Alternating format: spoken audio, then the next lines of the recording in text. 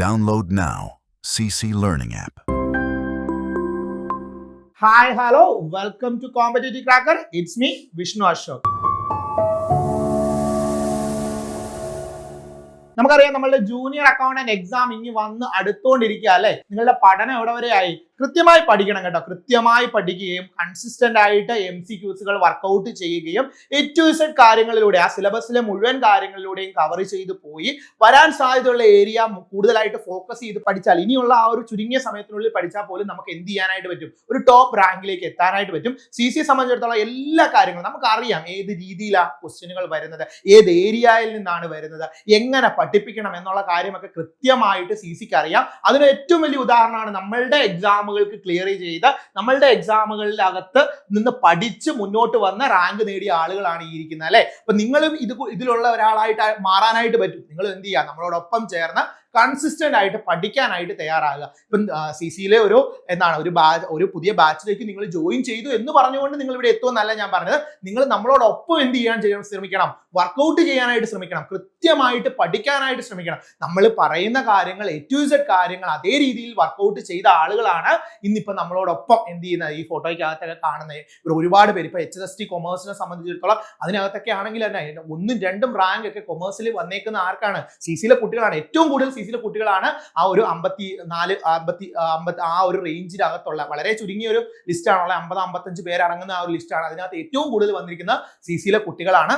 അപ്പൊ അതുപോലെ തന്നെ നമ്മുടെ CC ബാങ്ക് എക്സാമുകൾ, CSEB എക്സാമുകൾക്ക് എല്ലാം CCയിലെ കുട്ടികൾ ഈ ഒരു ടോപ്പ് റാങ്കിലേക്ക് എത്തിയിരിക്കുന്നത് നമുക്കറിയാം. കൃത്യമായിട്ടുള്ള ഒരു രീതി എങ്ങനെ പറഞ്ഞു കൊടുക്കണം, എങ്ങനെ ക്വസ്റ്റ്യൻ വരുന്ന ഏരിയകൾ ഫോക്കസ് ചെയ്യണം, ഏത് രീതിയിൽ പഠിക്കണം എന്നുള്ളത് ആ രീതിയിൽ പഠിക്കുന്നതുകൊണ്ടാണ് ഈ കുട്ടികളെല്ലാം നല്ല ടോപ്പ് റാങ്കിലേക്ക് എത്തിയിരിക്കുന്നത്. അപ്പൊ ഇതുപോലെ നിങ്ങൾക്കും എത്തണമെങ്കിൽ നമ്മൾ ഒരു പുതിയ ബാച്ച് ജൂനിയർ അക്കൗണ്ടന്റിന് വേണ്ടി സ്റ്റാർട്ട് ചെയ്യാണ്. ഒരു ബൂസ്റ്റർ ബാച്ച് ആണ്. 10 ഡേയ്സിലേക്കുള്ള ബാച്ച് ആണ് നമ്മൾ സ്റ്റാർട്ട് ചെയ്യുന്ന. 20 അവേഴ്സ് ഉള്ള ഏറ്റവും എന്താണ് നിങ്ങൾക്ക് വേണ്ട കാര്യങ്ങളെല്ലാം നമ്മൾ കൃത്യമായി പറഞ്ഞു തരികയും മാക്സിമം MCQs വർക്കൗട്ട് ചെയ്യുകയും നമുക്ക് ഈ ഒരു എക്സാമിന് ഒരു ഏറ്റവും ടോപ്പ് റാങ്കിലേക്ക് എത്തിക്കാനായിട്ട് ഈ ഒരു ബാച്ചിലൂടെ സാധിക്കും. വളരെ ലിമിറ്റഡ് സീറ്റ് ആണുള്ളത്. നിങ്ങൾ ഉടനെ തന്നെ വിളിച്ച് നിങ്ങളുടെ സീറ്റ് എന്ത് ചെയ്യുക? ബുക്ക് ചെയ്യുക. ഉടനെ തന്നെ ജോയിൻ ചെയ്യാനായിട്ട് ശ്രമിക്കുക. അപ്പം നമ്മളുടെ ഈ ഒരു ക്ലാസ്, ഈ ഒരു ബൂസ്റ്റർ ബാച്ചിൽ നിങ്ങൾ ജോയിൻ ചെയ്യുന്നുണ്ടെങ്കിൽ ഉറപ്പായിട്ടും നിങ്ങൾക്ക് എന്ത് ചെയ്യാൻ പറ്റും? നല്ലൊരു റാങ്കിലേക്ക് എത്താനായിട്ട് പറ്റും. ബിക്കോസ് നമ്മളിവിടെ ലൈവ് ക്ലാസ്സുകളും റെക്കോർഡ് ക്ലാസ്സുകളും PDF മെറ്റീരിയൽസും MCQs ഡിസ്കഷനും ഒക്കെ ആയിട്ട് വളരെ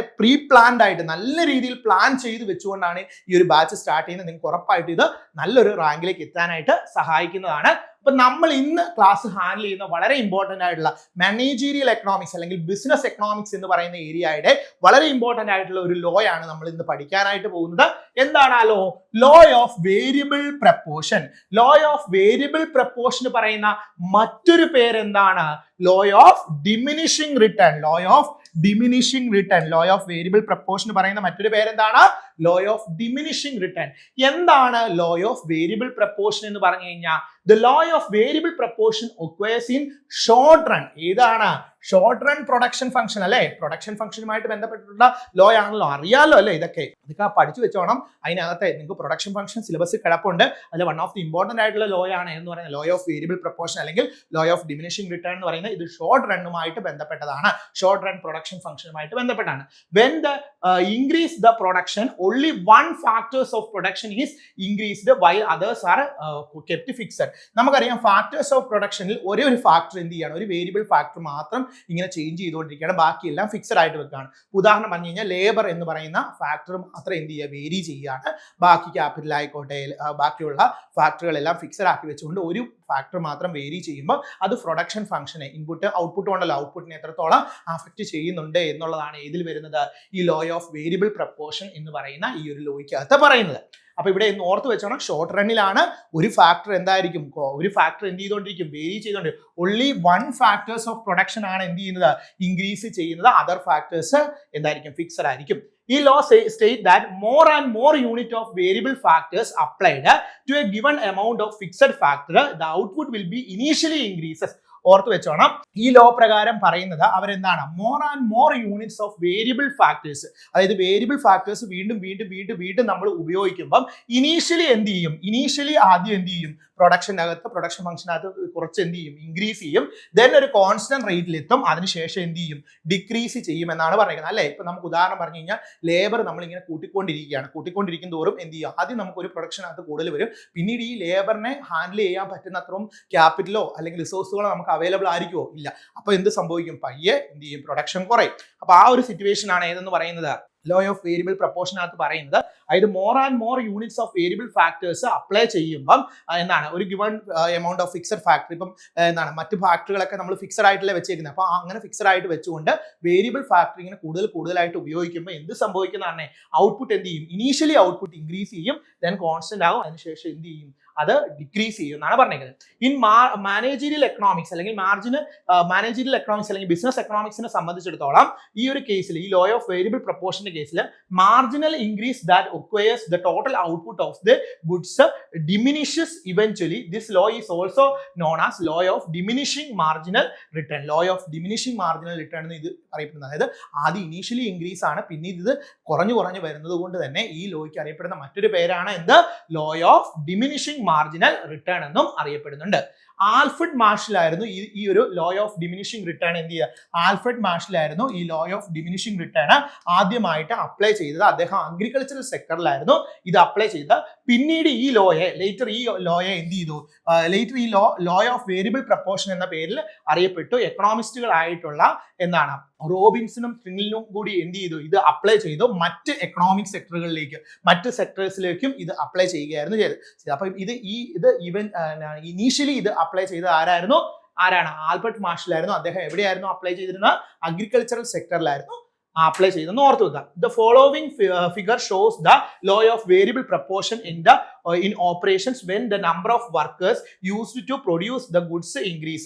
അതായത് ഒരു ഗുഡ്സ് പ്രൊഡ്യൂസ് ചെയ്യാനായിട്ട് നമ്പർ ഓഫ് വർക്കേഴ്സിന്റെ എണ്ണം കൂട്ടിക്കൊണ്ടുള്ള ഒരു പിക്ചർ ആണ് നമുക്ക് താഴെ തന്നിട്ടുണ്ട്. അത് നമ്മൾ കാണാം, അത് അവിടെ വെയിറ്റ് ചെയ്യാം. നമുക്ക് ആ ലോ ഓഫ് വേരിയബിൾ പ്രപ്പോർഷന്റെ പിക്ചർ ഇപ്പൊ തന്നെ കാണിക്കാം. അപ്പൊ അതിന് മുന്നേ ആയിട്ട് നിങ്ങൾ അറിയേണ്ട കുറച്ച് കാര്യങ്ങളുണ്ട്. ഈ ലോ ഓഫ് വേരിയബിൾ പ്രപ്പോർഷന് certain assumptions ഉണ്ട്. അത് ഏതെല്ലാമാണെന്നുള്ളത് വളരെ ഇമ്പോർട്ടന്റ് ആണ്. The law of variable proportion is based on following assumption. താഴെ പറയുന്ന അസംഷനുകളാണുള്ളത്. ഒന്നാമത്താണ് എന്ന് നോക്കി, the period under the consideration is short run. അവിടെ ഷോർട്ട് റൺ പീരീഡ് എങ്ങനെയായിരിക്കും, ഷോർട്ട് റൺ പ്രൊഡക്ഷൻ ഫംഗ്ഷൻ ആണെന്നുള്ള ഓർത്ത് വെക്കുക. there is only a variable output. only one variable input ആയിരിക്കും ഉള്ളത്. അതർ ഇൻപുട്ടുകളെല്ലാം എങ്ങനെയായിരിക്കും, ഫിക്സഡ് ആയിരിക്കും. ഒരേ ഒരു ഇൻപുട്ട് മാത്രമായിരിക്കും വേരി ചെയ്യുന്നത്. ഇനി as fir the variable input is considered it's units are all homogeneous. ഇപ്പൊ വേരിയബിൾ ഇൻപുട്ടുകളെ കൺസിഡർ ചെയ്യുമ്പോൾ, അതായത് വീണ്ടും അഡീഷണൽ ആയിട്ട് കൊണ്ടുവരുന്ന വേരിയബിൾ ഇൻപുട്ടിനെ കൺസിഡർ ചെയ്യുമ്പോൾ അതിന്റെ യൂണിറ്റ്സ് എല്ലാം എങ്ങനെയായിരിക്കും, ഹോമോജീനിയസ് ആയിരിക്കും. അല്ലെങ്കിൽ ഈക്വലി ഒരേ രീതിയിൽ ഇമ്പോർട്ടൻസ് ഉള്ള, ഒരേ രീതിയിൽ പ്രൊഡക്ഷൻ നടത്തുന്ന ഹോമോജീനിയസ് ആയിട്ടുള്ള വേരിയബിൾ ഇൻപുട്ടുകളായിരിക്കും അവിടെ ഉണ്ടായിരിക്കുന്നത്. And there is a given time involve. അവിടെ ഒരു പർട്ടിക്കുലർ ടൈം ഇൻവോൾവ് ആയിട്ടുണ്ടായിരിക്കും. And the technology is assumed to be given. ഇവിടെ ഒരു പർട്ടിക്കുലർ ടെക്നോളജി എന്ത് ചെയ്തിട്ടുണ്ടായിരിക്കും, assumed to be given. അതുപോലെ തന്നെ എന്താണ്, the price of the factor of production do not change in the time under the consideration. ഈ ഒരു ടൈമിൽ price of the factors of പ്രൊഡക്ഷന്റെ പ്രൈസ് എന്ത് ചെയ്യുന്നില്ല, ഡു നോട്ട് ചേഞ്ച് ചെയ്യുന്നില്ല. അണ്ടർ ടൈം, ഈ ഒരു പർട്ടിക്കുലർ ടൈമിൽ എന്ത് ചെയ്യുന്നില്ല, ഈ ഫാക്ടേഴ്സ് ഓഫ് പ്രൊഡക്ഷന്റെ പ്രൈസ് എന്ത് ചെയ്യുന്നില്ല, ചേഞ്ച് ചെയ്യുന്നില്ല. ഇത്രയും അസംഷൻസ് നിങ്ങൾ ഓർത്ത് വെക്കണം കേട്ടോ. Which of the following are the important assumptions, അല്ലെ which of the following is not an assumption of law of variable proportion എന്ന് പറഞ്ഞ ക്വസ്റ്റ്യൻ വരും. ഇവിടെ അടുത്ത ലോ ഓഫ് ഡിമിനിഷിംഗ് റിട്ടേൺ അല്ലെ ലോ ഓഫ് വേരിയബിൾ പ്രപ്പോർഷനെ കുറിച്ച് ഇതേ കാര്യങ്ങൾ തന്നെയാണ് പറഞ്ഞത്. Law of variable proportion show in the production function short run production ഫംഗ്ഷനിലാണ് ഇത് ഷോ ചെയ്യുന്നത്. The law of variable proportion states that the quantity of one factors is increased. ഒരു ക്വാണ്ടിറ്റി ഓഫ് വൺ ഫാക്ടർ എന്ത് ചെയ്യുന്നുണ്ട്, increase ചെയ്യുകയാണെങ്കിൽ keeping the other factors fixed. ഇപ്പം labour ആണെങ്കിൽ labour increase ചെയ്യാണ്, ബാക്കിയുള്ള ഫാക്ടേഴ്സ് ഡിക്രീസ് ചെയ്ത്, അല്ലെങ്കിൽ ബാക്കിയുള്ള ഫാക്ടർ കോൺസ്റ്റന്റ് ആയിട്ട് നിൽക്കുകയാണ്. അങ്ങനെയാണെങ്കിൽ marginal product factor will be eventually decline. പയ്യെ മാർജിനൽ പ്രൊഡക്റ്റ് ഫാക്ടർ എന്ത് ചെയ്യും, കുറഞ്ഞു വരും. അതായത് ബാക്കിയുള്ള ഫാക്ടർ എല്ലാം കോൺസ്റ്റന്റ് ആയി ഒരു വേരിയബിൾ ഫാക്ടർ ഇൻക്രീസ് ചെയ്തുകൊണ്ടിരിക്കുകയാണെങ്കിൽ മാർജിനൽ പ്രൊഡക്റ്റ് എന്ത് ചെയ്തുകൊണ്ടിരിക്കും, ഡിക്രീസ് ആവും എന്നാണ് പറഞ്ഞിരിക്കുന്നത്. മാർജിനൽ പ്രൊഡക്റ്റ് ഡിക്രീസ് ആവും. And up to the use of certain amount of variable factor, ഒരു വേരിയബിൾ ഫാക്ടർ ഒരു സർട്ടൺ എമൗണ്ട് യൂസ് ചെയ്ത് കഴിയുമ്പോൾ ദ മാർജിനൽ പ്രൊഡക്റ്റ് ഫാക്ടർ എന്ത് ചെയ്യും, ആദ്യം ഇൻക്രീസ് ചെയ്യും. ആൻഡ് ആഫ്റ്റർ ഒരു സർട്ടൺ സ്റ്റേജ് എത്തി കഴിയുമ്പോൾ അത് എന്ത് ചെയ്യും, ഡിമിനിഷ് ചെയ്യും. അതായത് നമ്മൾ വീണ്ടും വീണ്ടും വേരിയബിൾ ഫാക്ടേഴ്സ് യൂസ് ചെയ്യുമ്പോൾ ഒരു പർട്ടിക്കുലർ പോയിന്റ് വരെ ഇൻക്രീസ് ചെയ്യും, ദെൻ അത് എന്ത് ചെയ്യും, ഡിക്രീസ് സംഭവിക്കും എന്നാണ് പറഞ്ഞത്. When the variable factor become relatively abundant, variable factor relatively abundant ആണ്, because marginal products may be become negative. Marginal product എന്തായി മാറാനുള്ള സാധ്യതയുണ്ട്, നെഗറ്റീവ് ആയിട്ട് മാറാനുള്ള സാധ്യതയും ഉണ്ട്. ഓർത്ത് വെച്ചോണം കേട്ടോ. ഇനി ഇതിന്റെ ഒരു അസംഷൻ, നമ്മൾ നേരത്തെ പറഞ്ഞ അസംഷൻ തന്നെയാണ്, the law of variable proportion hold goods under the following condition. ഈ law of variable proportion താഴെ പറയുന്ന കണ്ടീഷനുകളുണ്ട്. അതായത് എന്താണ്, constant states of technologies constant ആയിരിക്കും, അതുപോലെ fixed amount of other factors എല്ലാം ഫിക്സഡ് ആയിരിക്കും, അതുപോലെ തന്നെ എന്താണ്, possibility of varying factors of production, അതായത് എന്താണ്, പോസിബിലിറ്റി ഓഫ് എന്താണ്, varying the factors of production vary ചെയ്ത്, അതായത് ബാക്കിയുള്ള ഫാക്ടേഴ്സ് എല്ലാം കോൺസ്റ്റന്റ് ആണ്, ഒരേ ഒരു ഫാക്ടർ മാത്രമേ എന്ത് ചെയ്യത്തുള്ളൂ, വേരി ചെയ്യത്തുള്ളൂ. ഇതാണ് അതിന്റെ ഒരു സ്റ്റേജസ് വരുന്നത്. ഇത് നമ്മൾ കൃത്യമായിട്ട് ഈ സ്റ്റേജ് പഠിച്ചു വെക്കണം. ഫസ്റ്റ് സ്റ്റേജ് ഉണ്ട്, സെക്കൻഡ് സ്റ്റേജ് ഉണ്ട്, തേർഡ് സ്റ്റേജ് ഉണ്ട്. അതിലെ ടോട്ടൽ പ്രൊഡക്റ്റിന്റെ ആണ് ഈ ഒരു ഗ്രാഫ്. ബാക്കി രണ്ടെണ്ണമാണ്, അതായത് ആവറേജ് പ്രൊഡക്റ്റിന്റെയും മാർജിനൽ പ്രൊഡക്റ്റിന്റെയും ഉണ്ട്. ഇപ്പൊ ഫസ്റ്റ് സ്റ്റേജിന് പറയുന്ന പേരാണ് ഇൻക്രീസിംഗ് റിട്ടേൺ. ഇൻക്രീസിംഗ് റിട്ടേണിൽ നോക്കിയാൽ ഇവിടെ എന്താണ്, ടി പിയും എ പിയും എം പിയും എന്താണ്, ഇൻക്രീസിംഗ് റേറ്റ് ആണ് അല്ലെ, ഇൻക്രീസ് ചെയ്യുന്നുണ്ട്. അതുപോലെ തന്നെ എം പി എന്ത് ചെയ്തിട്ടുണ്ട്, എം പിയുടെ മാക്സിമത്തിൽ എത്തിയിട്ടുണ്ട്, പയ്യെ ഡിക്ലൈൻ ചെയ്യാനായിട്ട് തുടങ്ങിയിട്ടുണ്ട്. എ പി എന്ത് ചെയ്യാണ്, എ പി ഇൻക്രീസിംഗ് തന്നെയാണ് അല്ലെ, എ പി ഇൻക്രീസിംഗ് തന്നെയാണ്. ആൻഡ് എൻഡ് എത്തിയപ്പോൾ, ഫസ്റ്റ് സ്റ്റേജിന്റെ എൻഡ് എത്തിയപ്പോൾ എ പി എന്ത് ചെയ്തു, മാക്സിമത്തിൽ എത്തിയിട്ടുണ്ട്. ആൻഡ് ടി പിയുടെ കേസിൽ ടി പി ഇൻക്രീസിംഗ് ആണ്, ഇൻക്രീസിംഗ് സ്റ്റേജ് ആണ്. ഇനി രണ്ടാമത്തെ സ്റ്റേജ് നോക്കിയേ, ഡിമിനിഷിംഗ് റിട്ടേൺ. രണ്ടാമത്തെ സ്റ്റേജ് എന്താണ്, ഡിമിനിഷിംഗ് റിട്ടേൺ ആണ്, സ്റ്റേജ് 2 എന്ന് പറഞ്ഞാൽ. സ്റ്റേജ് 2 എത്തിയപ്പോഴത്തേക്കിന് എന്ത് സംഭവിച്ചു, നമ്മളുടെ എം പി എന്ത് ചെയ്തു, ഡിക്ലൈൻ ആണ്, നല്ല രീതിയിൽ അതായത് ഡിക്രീസിംഗ് റേറ്റ് തന്നെയാണ്, കുറഞ്ഞുകൊണ്ടിരിക്കുകയാണ്. അതുപോലെ തന്നെ എ പി എന്ത് ചെയ്യാണ്, കുറയാണ്. അതുപോലെ എം പി ഈ ഒരു സെക്കൻഡ് സ്റ്റേജിന്റെ എൻഡ് എത്തിയപ്പോഴത്തേക്കിന് സീറോയിൽ എത്തി അല്ലെ, സീറോയിൽ എത്തിയിട്ടുണ്ട്. ആരാണ്, എം പി സീറോയിൽ എത്തിയിട്ടുണ്ട്. സെക്കൻഡ് സ്റ്റേജിന്റെ അവസാനം എത്തിയപ്പം എ പി എന്താണ്, സീറോയിൽ എത്തിയിട്ടില്ല, പക്ഷെ എന്തായിട്ടുണ്ട്, കുറഞ്ഞുകൊണ്ടിരിക്കുകയാണ്. അതുപോലെ ടി പി ഇൻക്രീസിംഗ് ആണ്, പക്ഷെ ഏത് സ്റ്റേജിലല്ല, ഇൻക്രീസിംഗ് റേറ്റിലല്ല, ഡിക്രീസിംഗ് റേറ്റിലാണ് ടി പി ഇൻക്രീസ് ചെയ്യുന്നത്. അതുപോലെ തന്നെ ടി പിയുടെ മാക്സിമത്തിൽ എത്തിയിട്ടുണ്ട്. ഏത് സ്റ്റേജിൽ വരുമ്പോൾ, സെക്കൻഡ് സ്റ്റേജിന്റെ അവസാനം എത്തുമ്പോൾ. ഇനി തേർഡ് സ്റ്റേജിലേക്ക് വരുമ്പോൾ, തേർഡ് സ്റ്റേജ് എന്താണ്, നെഗറ്റീവ് റിട്ടേൺ സ്റ്റേജ് ആണ്. അവിടെ ടി പി എങ്ങനെയാണ്, ഡിക്ലൈൻ ആണ്. അതുപോലെ തന്നെ എ പി എന്ത് ചെയ്യാണ്, എ പിയും ഡിക്ലൈൻ ആണ്, അതായത് ഡിക്രീസിംഗ് റേറ്റ് ആണ്. എം ബി എന്തായിട്ട് മാറി, എം ബി നെഗറ്റീവിലേക്ക് പോയി അല്ലെ, സീറോയ്ക്ക് താഴേക്ക് പോയി. ഇതാണ് ശരിക്കും പറഞ്ഞു കഴിഞ്ഞാൽ ഏതെന്ന് പറയുന്നത്, ഈ ഒരു ഗ്രാഫ് കൃത്യമായിട്ട് പഠിച്ചു വെക്കണം. ഈ ഒരു ഗ്രാഫിൽ നിന്ന് ക്വസ്റ്റ്യൻ വരാറുണ്ട്. ആ ഗ്രാഫ് ഒന്നിച്ചൊരെണ്ണം 3 എണ്ണത്തിൽ കാണിച്ചേക്കുന്നതാണ്, T P, A P, M B. ഈ ഗ്രാഫ് നിങ്ങൾ എന്ത് ചെയ്തോണം, പഠിക്കാനായിട്ട് ശ്രമിച്ചോണം. ആ 3 സ്റ്റേജ് ഞാൻ ഇവിടെ പറയുന്നുണ്ട്. ഫസ്റ്റ് സ്റ്റേജ് ആണ്, ദിസ് ഈസ് കോൾഡ് എന്നാണ്, stage of increasing return to factor എന്നാണ് ഈ ഒരു സ്റ്റേജിന് പറയുന്ന. ഫസ്റ്റ് സ്റ്റേജിൽ ഇത് സ്റ്റാർട്ട് ഫ്രം ദ എന്താണ്, origin and goes till the point where the average product at maximum. ഇത് ആവറേജ് പ്രൊഡക്റ്റ് ഏതിലെത്തുന്നുണ്ട്, മാക്സിമത്തിൽ എത്തുന്ന ഒരു സ്റ്റേജ് ആണ് എന്ന് പറയുന്നത്. സ്റ്റേജ് 1 എന്ന് പറയുന്നത് ടോട്ടൽ പ്രൊഡക്റ്റ് ഇനീഷ്യലി ഇൻക്രീസസ് ആയിരുന്നു. Total product initially increases and increasing rate ആണ്. വൺസ് എ പോയിന്റ് ഇൻഫ്ലേഷൻ, അതായത് പി എന്ന് പറയുന്ന ആ ഒരു പടത്തിനകത്ത് ഒരു പി എന്ന് പറയുന്ന പോയിന്റ് എത്തുന്നിടം വരെ ഇൻക്രീസിംഗ് റേറ്റ് ആണ്. അതിനുശേഷം ഇൻക്രീസിംഗ് ഡിക്രീസിംഗ് സ്റ്റേജിലേക്ക് പോയി. മാർജിനൽ പ്രൊഡക്റ്റ് എന്ന് പറയുന്നത് ഇൻക്രീസിംഗ് ആണ് ഇനീഷ്യലി, അതിന്റെ മാക്സിമത്തിൽ എത്തി. ഫസ്റ്റ് സ്റ്റേജിൽ മാർജിനൽ പ്രൊഡക്റ്റ് അതിന്റെ മാക്സിമത്തിൽ എത്തുന്നുണ്ട്, ദെൻ ഡിക്ലൈൻ ചെയ്യാനും തുടങ്ങിയിട്ടുണ്ട് ഫസ്റ്റ് സ്റ്റേജിൽ തന്നെ. ആവറേജ് പ്രൊഡക്റ്റ് ഇൻക്രീസിംഗ് ആണ്, സ്റ്റിൽ റീച്ചസ് മാക്സിമത്തിൽ എത്തുന്നുണ്ട്, അതിന്റെ അവസാനം എത്തുമ്പോൾ മാക്സിമത്തിൽ എത്തുന്നുണ്ട്, പക്ഷെ ഡിക്ലൈൻ തുടങ്ങിയിട്ടില്ല ഏതില്, ഫസ്റ്റ് സ്റ്റേജിൽ. സെക്കൻഡ് സ്റ്റേജ് എന്ന് പറയുമ്പോൾ സെക്കൻഡ് സ്റ്റേജിന് പറയുന്നതാണ് decreasing or diminishing return to factor എന്നുള്ളതാണ് സെക്കൻഡ് സ്റ്റേജിന്റെ പേര് എന്ന് പറയുന്നത്. അപ്പം അവിടെ start from the average product at maximum. Average product എന്ത് ചെയ്തിട്ടുണ്ട്, ഈ ഒരു സെക്കൻഡ് സ്റ്റേജ് തുടങ്ങുന്നിടത്ത് ആവറേജ് പ്രൊഡക്റ്റ് മാക്സിമത്തിൽ എത്തിയിട്ടുണ്ട്.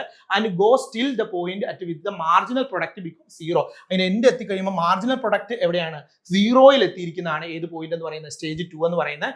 ആൻഡ് ടോട്ടൽ പ്രൊഡക്റ്റ് എന്ത് ചെയ്തിട്ടുണ്ട്, മാക്സിമത്തിൽ എത്തിയിട്ടുണ്ട്. ഏതില്, സ്റ്റേജ് 2 സ്റ്റേജ് 2 തുടങ്ങുന്നിടത്ത് എന്താണ്, നമ്മുടെ ആവറേജ് പ്രൊഡക്റ്റ് മാക്സിമത്തിൽ എത്തി.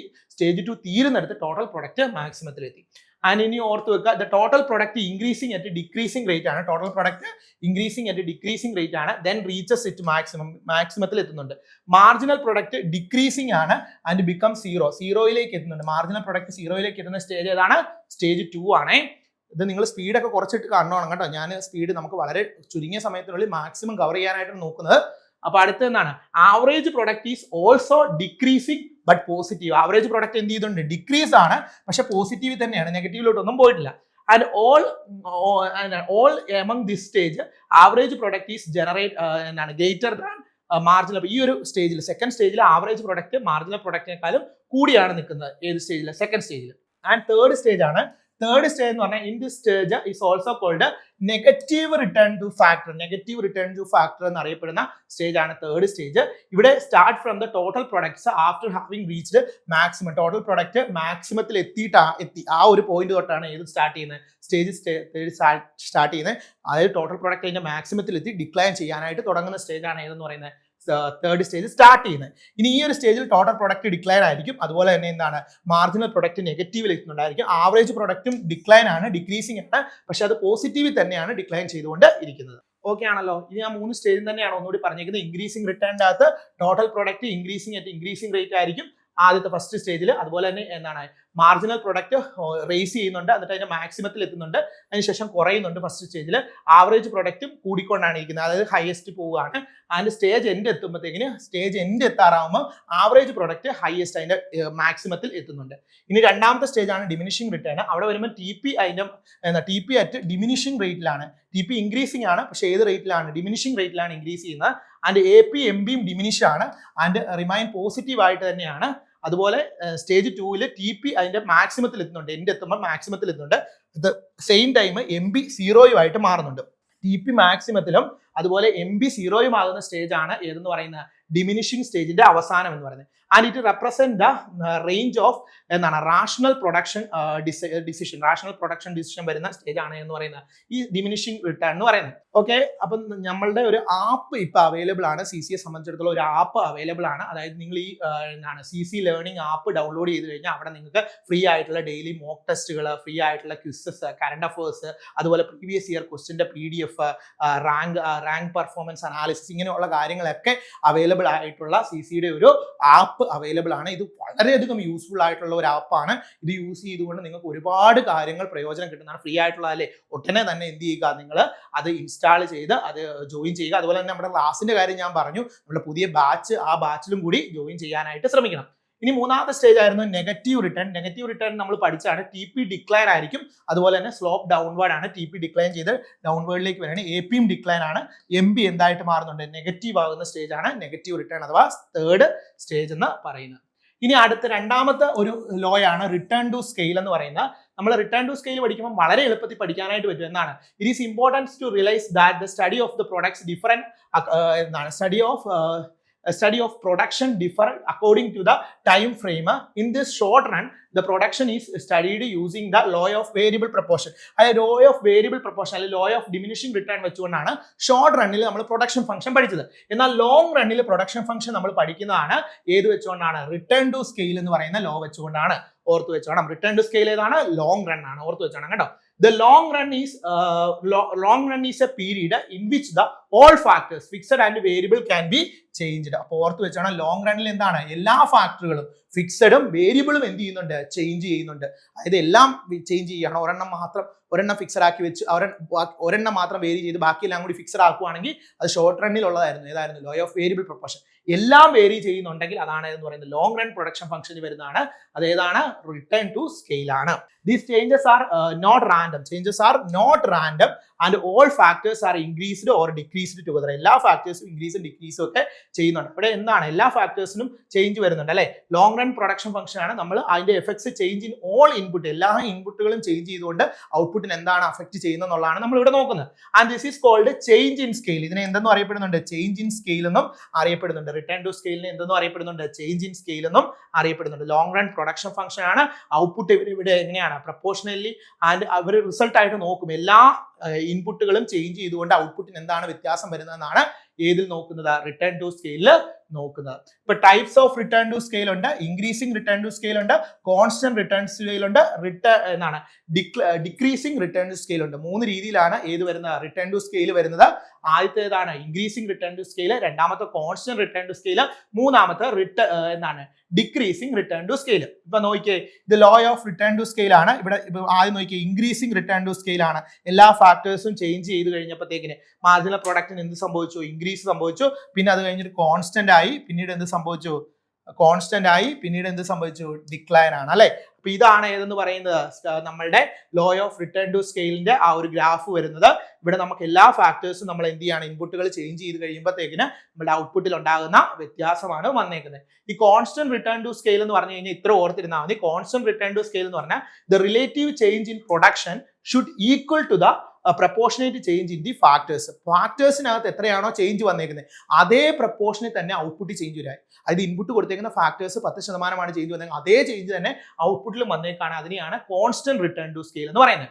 ഇനി ഇൻക്രീസ്ഡ് റിട്ടേൺ ടു സ്കെയിൽ എന്ന് പറഞ്ഞാൽ എന്താണ്, അതായത് the proportionate increase in output is greater than the proportionate increase in input. അതായത് ഇൻപുട്ടിനകത്തുണ്ടായേക്കുന്ന ചേഞ്ചസിനെക്കാളും കൂടുതലായിട്ട് ഓർത്തു വെച്ചേ എന്താണ്, the proportionate increase in output is greater than proportionate increase in output is greater than the proportionate increase in input. ഓർത്തു വെച്ചോണം കേട്ടോ. അതാണ് ഏതെന്ന് പറഞ്ഞത് ഇൻക്രീസിംഗ് റിട്ടേൺ ടു സ്കെയിൽ.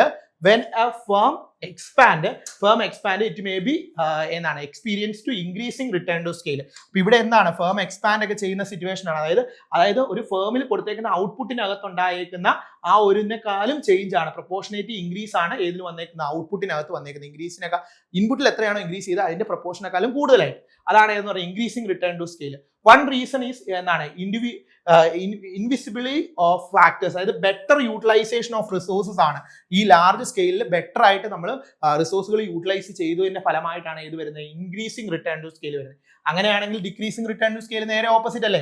അതായത് proportionate increase in output is less than the proportionate increase in input. Input കൊടുത്തതിന്റെ proportionate ആയിട്ടുള്ള change അല്ല, അതിനേക്കാളും കുറവായിട്ടാണ് ഇതിൽ വന്നത് ഔട്ട്പുട്ട് ചേഞ്ച് വന്നെങ്കിൽ അതിനെയാണ് ഡിക്രീസിംഗ് റിട്ടേൺ ടു സ്കെയിൽ എന്ന് പറഞ്ഞത്. അവിടെ മാനേജ്മെന്റ് ഡിഫിക്കൽട്ടീസ് അല്ലെങ്കിൽ ഇൻഎഫിഷ്യൻസിയും അവരുടെ ആ ഒരു ഡിഫിക്കൽട്ടീസും ഒക്കെയാണ് ഇതിൽ കാണിക്കുന്നത്, ഈ ഒരു ഡിക്രീസിംഗ് റിട്ടേൺ ടു സ്കെയിലിൽ കാണിക്കുന്നത്. ഓർത്ത് വെച്ചോണം കേട്ടോ.